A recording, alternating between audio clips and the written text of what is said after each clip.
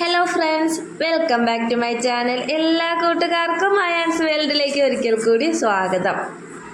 ഈ വാഴയിലയിലേക്ക് ചൂടോടെ കോരിയിടുന്ന സംഭവം എന്താണെന്ന് മനസ്സിലായോ? ഇതാണ് തൃശ്ശൂർക്കാരുടെ സ്വന്തം ചേലാക്കി. എന്താ ഈ തൃശ്ശൂർക്കാർക്ക് മാത്രമേ പറ്റുള്ളൂ ഇത്ര അടിപൊളി ഐറ്റംസ് ഒക്കെ ഉണ്ടാക്കാനായിട്ട്? നമ്മൾ തിരുവനന്തപുരംകാരുണ്ടാക്കിയാൽ എന്താ കുഴപ്പം? എന്നാൽ പിന്നെ ഒന്ന് ട്രൈ ചെയ്ത് നോക്കിയല്ലേ. അതിനു മുമ്പ് ഒരു ചാനൽ ഞാൻ പരിചയപ്പെടുത്തി തരാം. ഷീ ഷൈൻസ് എന്നാണ് ആ ചാനലിൻ്റെ പേര്. ആ ഒരു ചാനലിൽ നിന്നാണ് ഈ ഒരു റെസിപ്പി ഞാൻ കണ്ടതും ട്രൈ ചെയ്ത് നോക്കിയതും. ആ ഒരു ചാനലിൻ്റെ ലിങ്ക് ഞാൻ എൻ്റെ ഡിസ്ക്രിപ്ഷൻ ബോക്സിൽ കൊടുത്തേക്കാം. എല്ലാവരും കയറി ഒന്ന് കാണണേ. ആ ഒരു ചാനലിൽ ഈ ഒരു ഐറ്റം മാത്രമല്ല, പഴയ കാലത്തുള്ള ഒരുപാട് ഐറ്റംസ് നമ്മൾ കണ്ടിട്ടും കേട്ടിട്ടും പോലും ഇല്ലാത്ത ഒത്തിരി ഐറ്റംസും, അതുപോലെ തന്നെ ഇപ്പോൾ ട്രെൻഡിങ് ആയിട്ട് നിൽക്കുന്ന ഒത്തിരി ഐറ്റംസും എല്ലാം ഉണ്ട്.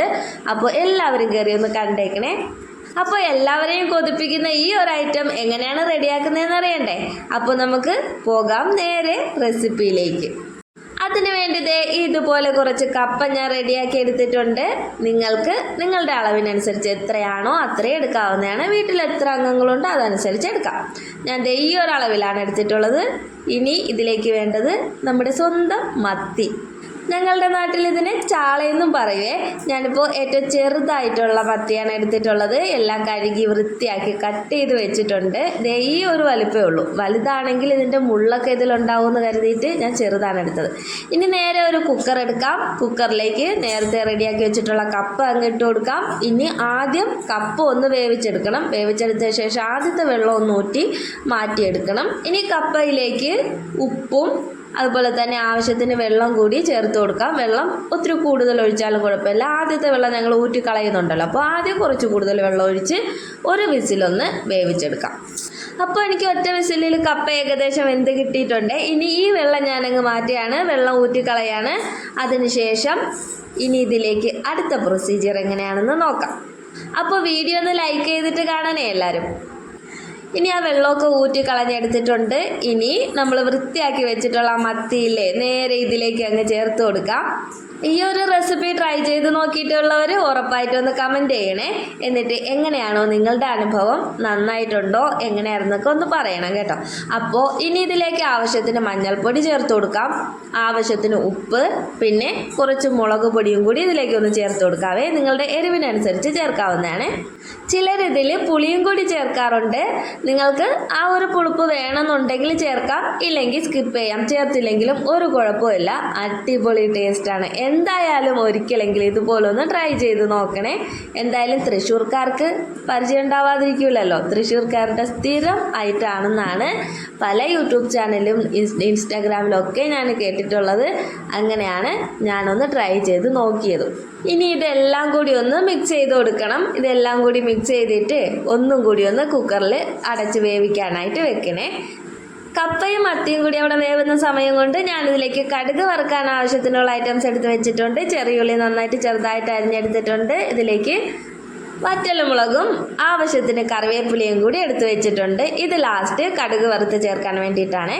അപ്പോൾ ഇതെല്ലാം ഒന്ന് സെറ്റ് ചെയ്ത് വെച്ചിരുന്നാൽ അത് വെന്ത് കിട്ടുമ്പോൾ പെട്ടെന്നൊക്കെ റെഡിയാക്കി ഇടാമല്ലോ. അപ്പോൾ ഐറ്റം ഇവിടെ വെന്ത് കിട്ടിയിട്ടുണ്ട്. പക്ഷേ എനിക്ക് ഇത്തിരി അങ്ങ് വെള്ളം കൂടിപ്പോയേ. അത് പിന്നെ നമ്മുടെ തൃശ്ശൂർക്കാരുടെ ഐറ്റമേ തിരുവനന്തപുരംകാർ ട്രൈ ചെയ്ത് നോക്കിയതുകൊണ്ടായിരിക്കാം. അതും ആദ്യമായിട്ടല്ലേ ട്രൈ ചെയ്യുന്നത്, അതുകൊണ്ട് ഒരു ദിവസത്തേക്കൊന്നും കുഴപ്പമില്ല. ഇനി ചെയ്യുമ്പോൾ അടിപൊളിയായിട്ട് ചെയ്തെടുക്കാം. അപ്പോൾ ഞാൻ ആ ഒരു വെള്ളം വറ്റി കിട്ടാൻ വേണ്ടിയിട്ട് വീണ്ടും ഒന്ന് അടുപ്പത്തേക്ക് വെച്ചിട്ടുണ്ട്. കുറച്ചും കൂടി ഒന്ന് വെള്ളം വറ്റിച്ചെടുക്കുന്നുണ്ട്. അപ്പോൾ നിങ്ങൾ ചെയ്യുമ്പോൾ ശ്രദ്ധിച്ചാൽ മതി, ഇത്രയും വെള്ളം ചേർക്കണ്ടെന്നേ. ഇനി കപ്പ ഇതുപോലെ ഒന്ന് മിക്സ് ചെയ്തെടുക്കുന്ന സമയത്ത് ആ ഒരു മുള്ളൊക്കെ ഉണ്ടല്ലോ, ഇതേപോലെ ഊരിങ്ങ് വരും. അപ്പോൾ വേണമെങ്കിൽ അതെടുത്ത് മാറ്റാം, അതും കൂടി കഴിച്ചാലും കുഴപ്പമില്ല, ചെറിയ മുള്ളല്ലേ. ഇനി നമുക്ക് ലാസ്റ്റത്തെ പരിപാടിയിലേക്ക് പോകാം. അതങ്ങ് മാറ്റി വെച്ചിട്ടുണ്ട്. കപ്പ മാറ്റി വെച്ച ശേഷം അതിലേക്കൊന്ന് കടുക് വറുത്ത് വീത്തണം. അതിന് വേണ്ടിയിട്ട് ഓയിൽ, ഒരു ചട്ടി അടുപ്പത്ത് വെച്ച് ഓയിൽ ചേർത്ത് കൊടുത്തിട്ടുണ്ട്. കടുക് ഇട്ട് പൊട്ടിച്ചിട്ടുണ്ട്. അതിലേക്ക് വറ്റൽമുളക്, ഉള്ളി, കറിവേപ്പില ഇത്രയും ചേർത്ത് നന്നായിട്ടൊന്ന് മൂപ്പിച്ചെടുക്കണം. ഈ ഒരു പ്രൊസീജിയർ അറിയാത്ത ആരും ഉണ്ടാവില്ല. എന്നാലും അത് ചെയ്യുന്ന ഒരു രീതിക്ക് അങ്ങ് പറയണ്ടേ, അതുകൊണ്ടങ്ങ് പറഞ്ഞതാണ്. അപ്പോൾ എല്ലാം കൂടി നന്നായിട്ടൊന്ന് മൂപ്പിച്ചെടുത്ത ശേഷം ഒരു ഗോൾഡൻ ബ്രൗൺ കളറിലേക്ക് ആയി വരണം. ആ ഒരു കളറിലാവുമ്പോൾ പെട്ടെന്ന് തന്നെ നമുക്ക് ആ കപ്പക്കൂട്ടിലേക്ക് മാറ്റി കൊടുക്കാം. ആ കടുകൊക്കെ വറുത്തങ്ങോട്ട് ഒഴിക്കുമ്പോൾ ഉണ്ടല്ലോ ആ കപ്പയും കൂടെ മിക്സ് ചെയ്യുമ്പോൾ ഒരു മണമുണ്ട്. അയ്വാ, അതാണ് അടിപൊളി. അപ്പോൾ കഴിക്കുമ്പോൾ ഉള്ള ആ ഒരു ടേസ്റ്റ് ഉണ്ടല്ലോ, അത് പറഞ്ഞറിയിക്കേണ്ട ആവശ്യമില്ലല്ലോ. അതേ ഈ ഒരു മിക്സിങ് കാണുമ്പോൾ തന്നെ വായിന്ന് വെള്ളം വരും. അത്രയും ടേസ്റ്റാണ്. എന്തായാലും നിങ്ങൾ ഒരിക്കലെങ്കിലും ഒന്ന് പരീക്ഷിച്ച് നോക്കേണ്ട ഒരു ഐറ്റം തന്നെയാണ്. എല്ലാവരും ഒന്ന് പരീക്ഷിച്ച് നോക്കണേ. പരീക്ഷിച്ച് നോക്കിയിട്ട് നിങ്ങളുടെ അഭിപ്രായം കമൻ്റായിട്ട് അറിയിക്കാനും മറക്കരുത്. പക്ഷെ നമ്മുടെ ഈ ഷീഷൈൻസിൻ്റെ ആ ഒരു റെസിപ്പി ഉണ്ടല്ലോ, അതിന് ഷമ്മീത്ത എന്നാണ് ആ ഇത്താൻ്റെ പേര്. അപ്പോൾ ഷമ്മീത്ത ഉണ്ടാക്കിയപ്പോൾ ഉണ്ടല്ലോ നല്ല പെർഫെക്റ്റ് ആയിട്ടാണ് കിട്ടിയത്. എത്രയും ലൂസായതൊന്നുമില്ല. അത് കാണുമ്പോൾ തന്നെ കൊതിയാവും. അങ്ങനെയാണ് ഞാൻ എന്തായാലും ഉണ്ടാക്കി നോക്കിയത്. ഞാനങ്ങനെ നേരെ വാഴയിലയിലേക്ക് ചൂടോടുകൂടി തന്നെ അങ്ങ് മാറ്റിയിട്ടുണ്ട്. ഇനി ചൂടോടുകൂടി തന്നെ കഴിക്കാം. അപ്പോൾ പ്രത്യേകിച്ച് പറയണ്ടല്ലോ ഇതിൻ്റെ കൂടെ വേറെ കറികളൊന്നും വേണ്ടാന്ന്. ഒരു കറികളും വേണ്ട. ദേ ഇത് തന്നെയാണ് ഐറ്റം. അടിപൊളി ടേസ്റ്റാണ്. ഒരിക്കലെങ്കിലും പരീക്ഷിച്ച് നോക്കാത്തവർ, ഇത് തന്നെയാണ് ഞാൻ നേരത്തെ പറഞ്ഞല്ലേ, പരീക്ഷിച്ച് നോക്കണം. അത്രയും ടേസ്റ്റാണ്. അതിന് വേണ്ടിയിട്ടാണ് ഞാൻ വീണ്ടും വീണ്ടും പറയുന്നത്.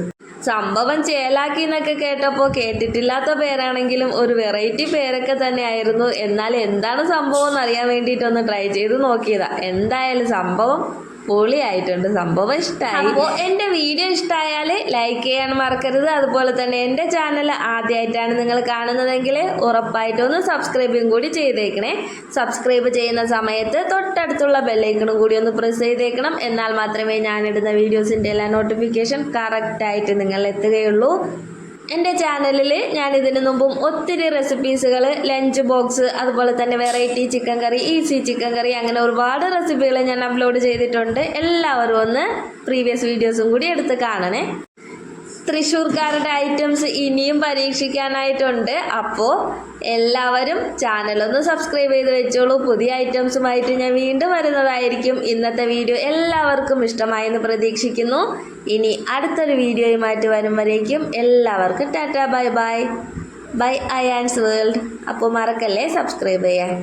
ലൈക്ക്, ഷെയർ, കമൻറ്റ് എല്ലാം ചെയ്തേക്കണേ.